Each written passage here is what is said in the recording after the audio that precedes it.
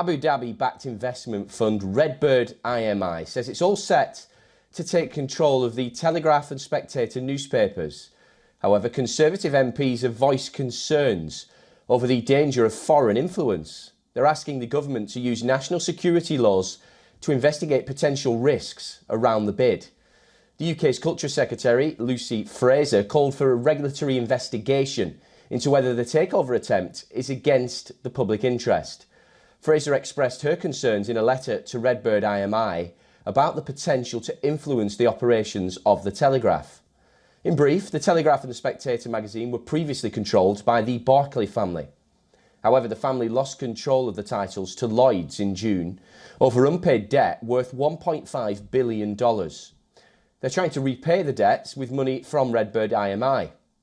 The joint venture between the US-based RedBird Capital and International Media Investments, RedBird IMI is backed by the Manchester City owner Sheikh Mansour bin Zayed Al Nahyan of Abu Dhabi. The fears over potential risks to media freedom are not unfounded. Former journalists at the outlet, owned by the UAE bidder, told The Times they had experienced a culture of fear that limited free reporting. Amnesty International, a human rights organisation, said the takeover could have serious implications for media freedom.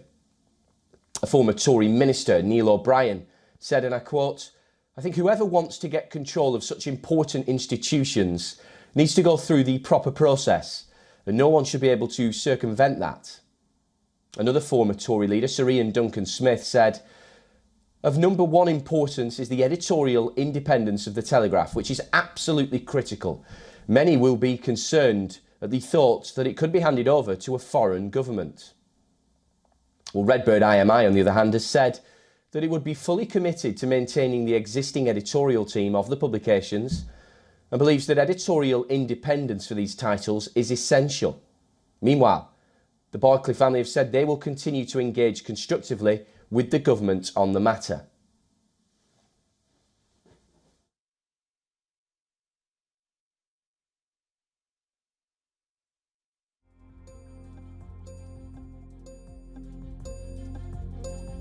Well, for more on this, we're joined by Mark Brolin, geopolitical strategist, author and economist, joining us live from London.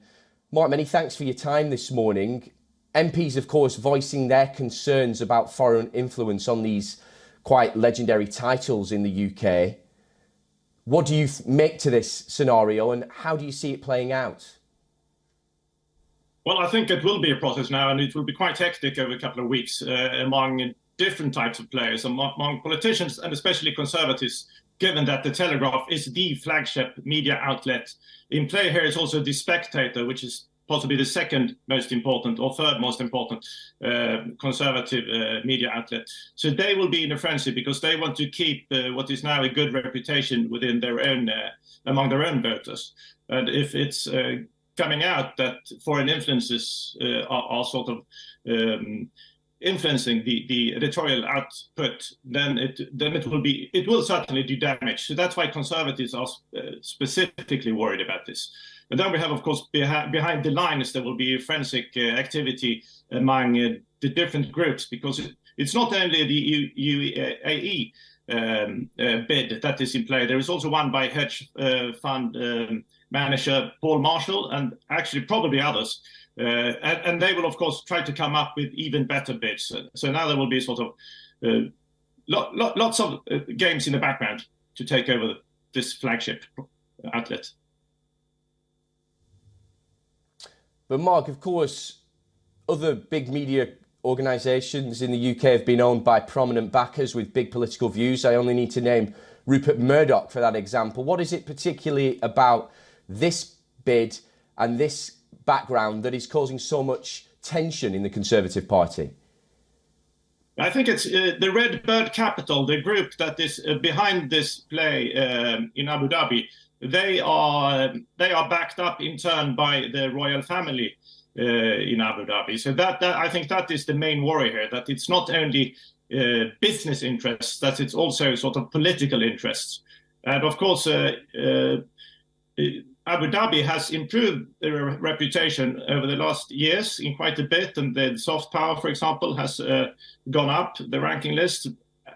but it's still not considered. I mean, it's still not a democracy in any sense that is even close to democracy in the UK. So that's why many people are very worried that this will sort of influence and perhaps produce output that will be much more politically in line with Abu Dhabi politicized views. So yes, business worries. It's always a problem. It has always been controversial with Robert Murdoch in a way, but this will be even more controversial if you have a foreign power actually influencing the output of a media outlet. That is much worse. Yeah, it's going to be fascinating to see how it plays out. Mark Brolin, geopolitical strategist, many thanks for your time this morning. Thank you.